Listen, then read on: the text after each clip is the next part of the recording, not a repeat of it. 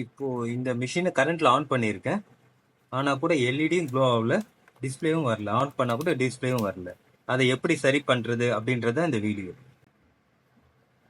வணக்கம், alpha system Chennai. இந்த mother போர்டில் இப்போ கரண்ட்டில் போட்டிருக்கேன். மிஷின் ஆன் பண்ண ஆன் ஆகல, எல்இடியும் க்ளோ ஆகல. அதை எப்படி சரி பண்ணுறது அப்படின்றது தான் இந்த வீடியோ. முதல்ல இதெல்லாம் ரிமூவ் பண்ணிடுறேன். LED, keypad, display.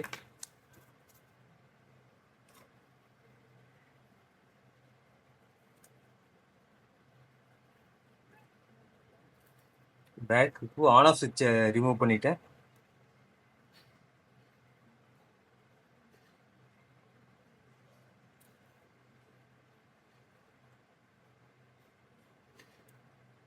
பேட்டரி வயரை ரிமூவ் பண்ணிட்டேன். டிரான்ஸ்ஃபார்மரை ரிமூவ் பண்ணிட்டேன்.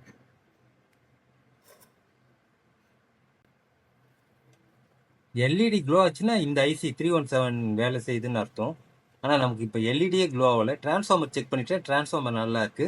அப்போ இந்த 317 ஐசி தான் டேமேஜ் ஆகிருக்கிறதுக்கு வாய்ப்பு இருக்கு.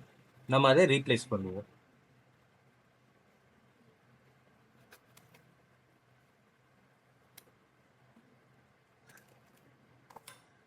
முதல்ல இந்த ஹீட் சிங்கை கழட்டிடுறேன்.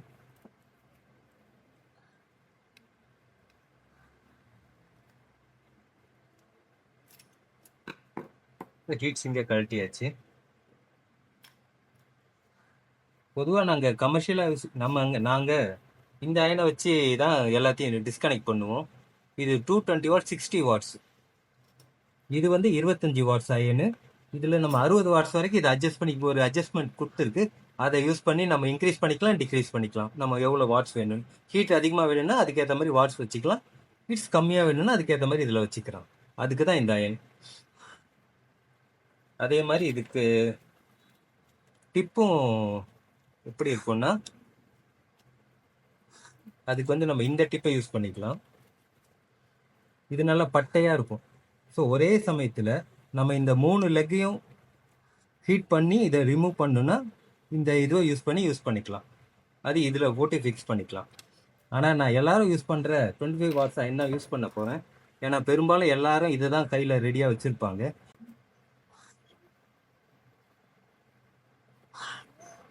இது 317 ஐசி, ரெகுலேட்டர் ஐசி. முதல்ல இந்த பின்ஸ் எல்லாத்தையும் மொத்தமாக நம்ம ஷார்ட் பண்ணிடணும். அப்போ தான் ஒரே டச்சில் 3 ஹீட் ஆகும்.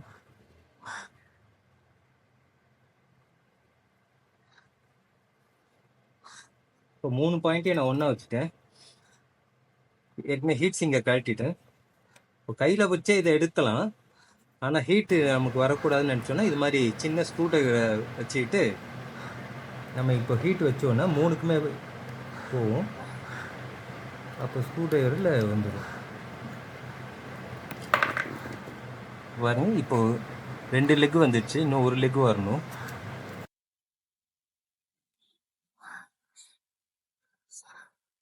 பாருங்க, ஸோ இந்த மாதிரி வந்துடும். இப்போ நம்ம சுலபமாக எடுத்துடலாம். இப்போ ட்ராக்லாம் எதுவும் பிரச்சனை இல்லாமல் வந்துடும். அப்படி செஞ்சோன்னா இது ஐசி வந்து 317. இது நம்ம இப்போ புதுசு போட போகிறோம். ஸ்கிப்பில் வருது.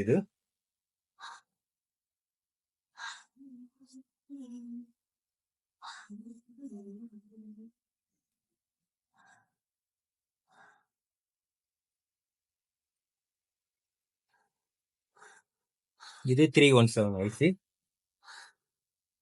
இந்த ஹீட் சிங்கில் ஃபிக்ஸ் பண்ணிவிடுவோம்.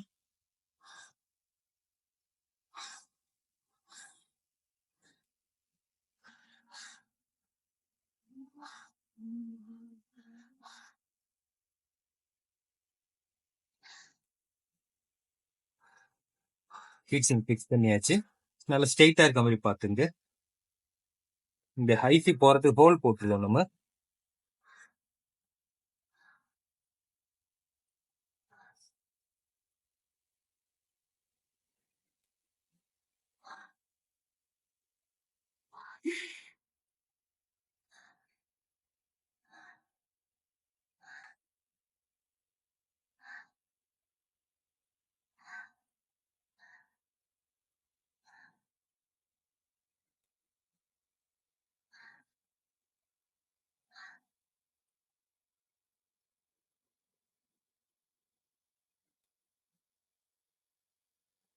இப்போ ஹோல் விழுந்துருச்சு பாருங்க, போயிடுச்சு. இப்போ ஈஸியாக உள்ளே போட்டு தரோம். அவ்வளோதான். இப்போ சால்டிங் பண்ணுறோம்.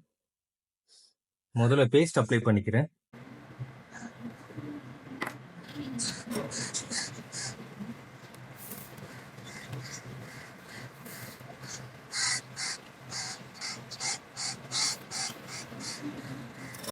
எக்ஸ்ட்ரா இருக்க லீட்ஸை கட் பண்ணிடுறேன்.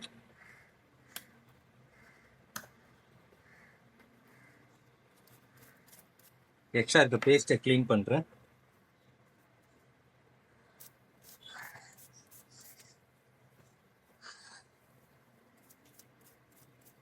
க்ளீன் பண்ணிட்டேன்.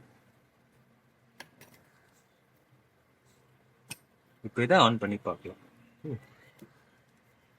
இப்போ டிரான்ஸ்ஃபார்மர் கனெக்ஷன் கொடுக்க போகிறேன். நான் ஸ்லீவ்லாம் போடாமல் தான் கொடுக்குறேன், ஏன்னா நம்ம சும்மா டெஸ்ட் தான் பண்ண போகிறோம். கிட்ட கொண்டு வராதீங்க, இது வேண்டி இருக்கட்டும்.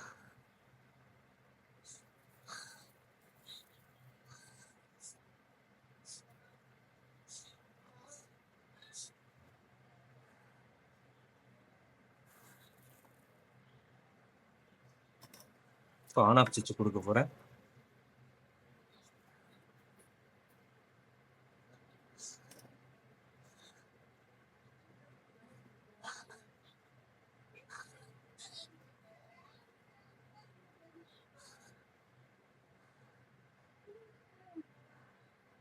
ஆன் ஆஃப் சுவிட்ச் கொடுத்துட்டேன்.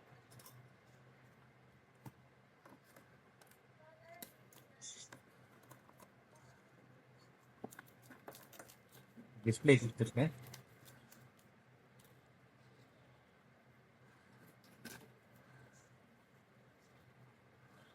எல்இடி ஒயர் கொடுத்துருக்கேன். இப்போ பவர் ஆன் பண்ணி பார்க்கலாம்.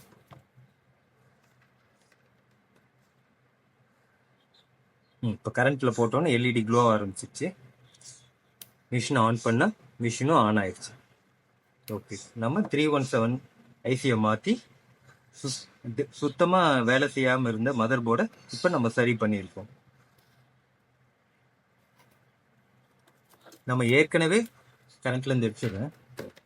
ஏற்கனவே இந்த டிஸ்பிளே வேலை செய்யலைன்னா எப்படி சரி பண்ணுறது, கீபேடு வேலை செய்யலாம் எப்படி சரி பண்ணுறது, ரன்னிங் கம்ப்ளைண்ட் இருந்தால் எப்படி சரி பண்ணுறது, எல்இடி மட்டும் க்ளோ ஆகுது டிஸ்பிளே வரலன்னா எப்படி சரி பண்ணுறது, சுத்தமாக டிஸ்பிளேவே வரலன்னா எப்படி சரி பண்ணுறது அப்படின்ற எல்லா வீடியோவும் நம்ம ஏற்கனவே போட்டிருக்கோம்.